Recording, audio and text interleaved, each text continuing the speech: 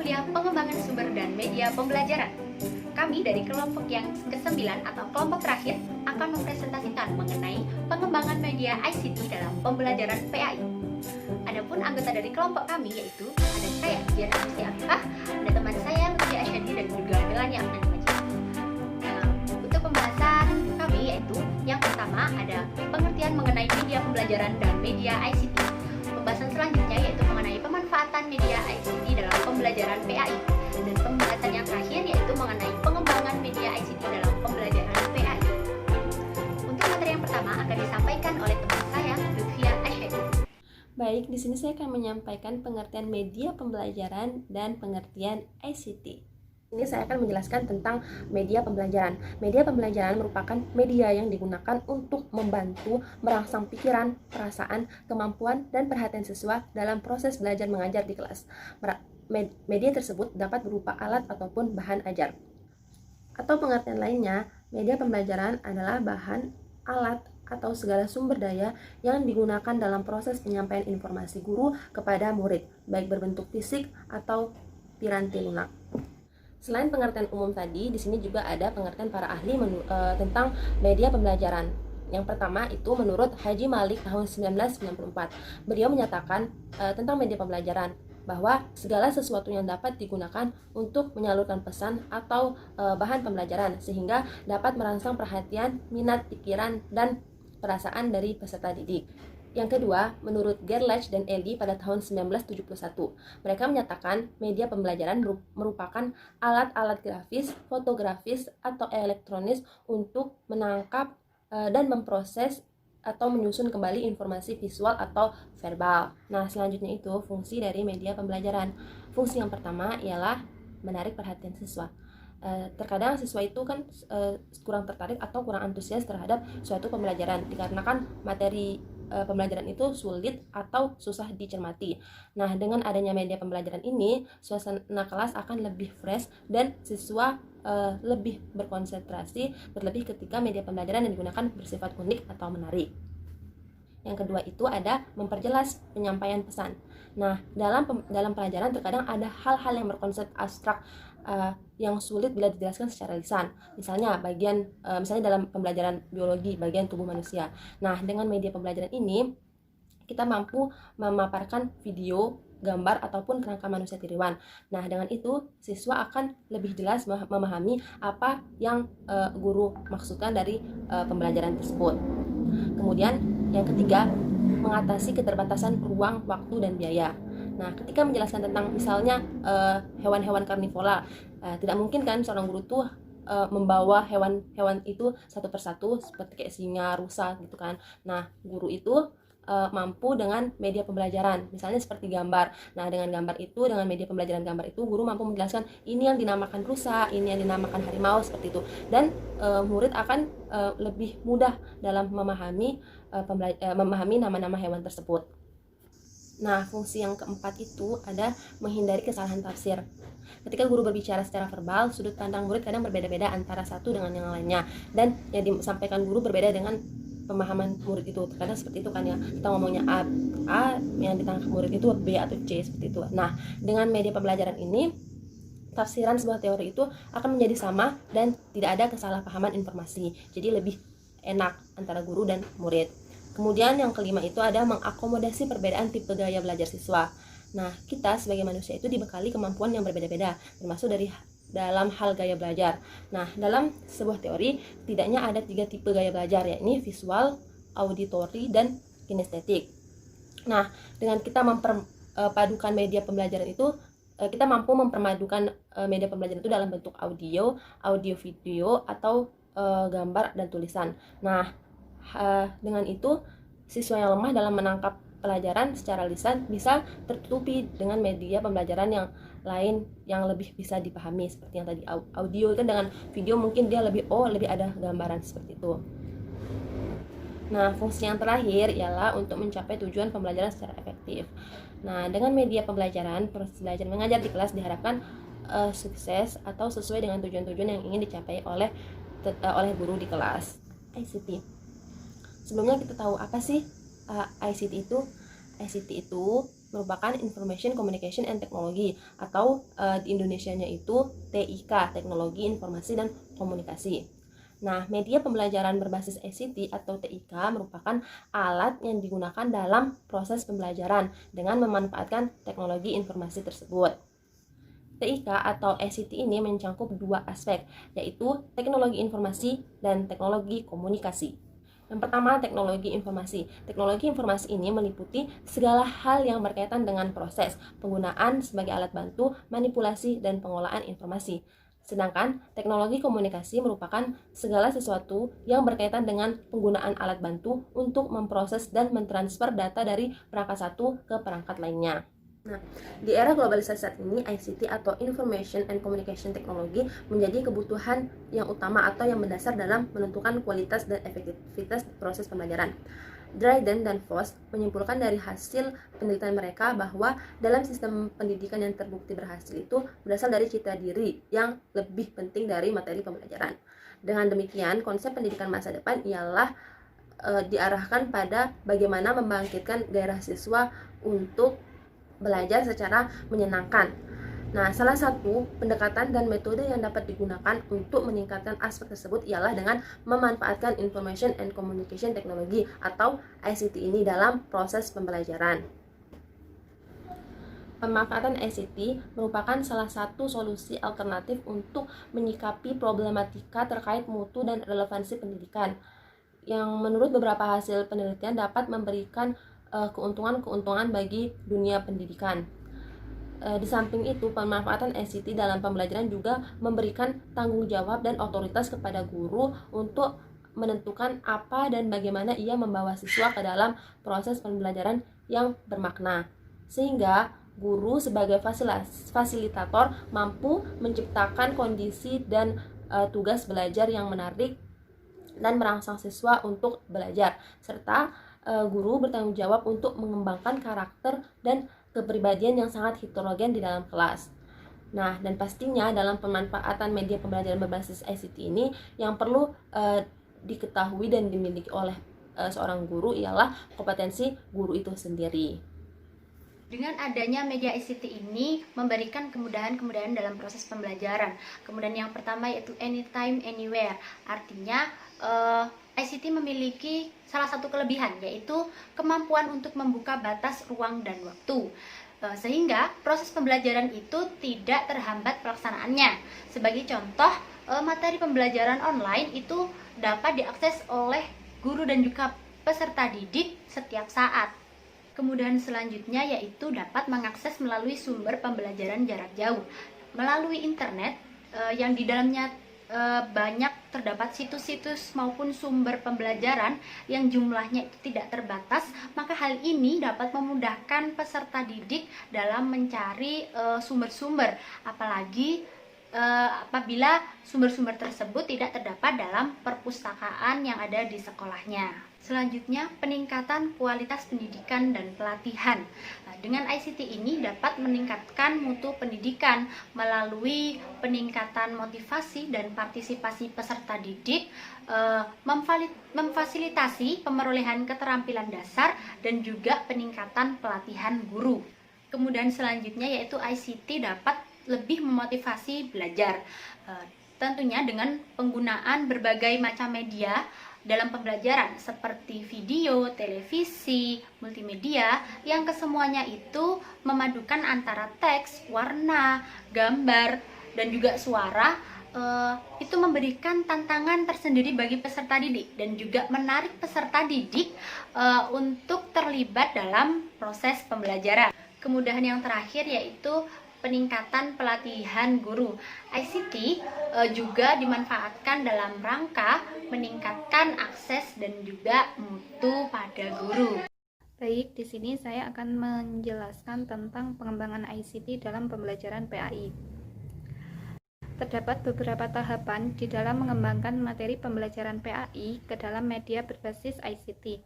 Nah, yang pertama, kumpulkan sumber-sumber yang memuat materi sesuai topik-topik yang akan diajarkan berdasarkan kurikulum atau kompetensi yang ingin dicapai. Nah, pemilihan sumber-sumber ini dapat mempertimbangkan isi, kemudian tingkat keterbacaannya, dan integritas penulisnya. Nah, sumber-sumber ini dapat berupa buku, majalah atau jurnal, atau mungkin sumber-sumber dari internet. Nah, tahapan yang kedua adalah buat rancangan struktur isi atau outline media dan urutan penyajian materi serta bentuk interaksi sesuai dengan alur pembelajaran yang diharapkan. Nah, jadi di sini kita membuat garis besarnya terlebih dahulu, planningnya terlebih dahulu, materi yang disajikan itu apa, kemudian media yang dipakai mau apa, terus interaksi yang dilakukan dengan peserta didik itu inginnya apa. Nah, misal dengan melakukan interaksi melalui permainan atau game. Kemudian tahapan yang ketiga, pilih materi-materi yang sesuai dari sumber-sumber yang sudah terkumpul tadi dan sajikan isi setiap topik secara singkat dengan bahasa yang mudah, bahasanya sederhana dan komunikatif, bahasanya tidak berbelit-belit. Nah, kemudian materi ini dilengkapi dengan ilustrasi atau visualisasi dalam bentuk gambar, bisa grafik, kemudian diagram, foto, animasi, atau video audio. Nah, kemudian dalam memberikan ilustrasi atau materi secara visual tadi, pengembang media perlu memperhatikan persyaratan visuals. Visuals ini itu singkatan ya. Nah, yakni V-nya itu visible, kemudian I-nya interesting, kemudian yang S-nya simple, U useful, kemudian yang A-nya accurate, yang L-nya legitimate, kemudian yang S-nya itu structure. Nah, kita akan membahas satu persatu. Nah, yang pertama itu visible. Visible ini mudah dilihat. Nah, maksudnya ini materi secara visualnya tadi jelas, kemudian tingkat keterbacaan tinggi, resolusi atau ketajaman grafis tinggi, kemudian mengandung satu makna. Mengandung satu makna ini di dalam materi itu hanya membahas satu materi saja, tidak keluar dari materi yang diajarkan. Kemudian interesting, menarik. Nah, isi pesan sesuai dengan kebutuhan peserta didik atau audien. Tampilan baik dan memikat sehingga menimbulkan rasa ingin tahu, terus juga menimbulkan rasa menjaga kelangsungan proses komunikasi atau interaksi belajar. Nah, jadi media yang dipaparkan tadi itu menarik, tidak membosankan. Kemudian yang ketiga simple atau sederhana. Jadi ini di sini itu pesan terfokus. Kemudian pemilihan kata, huruf, gambar itu tidak mengubah makna pesan, bahasa dan tampilannya. Nah, jadi di sini itu tidak harus yang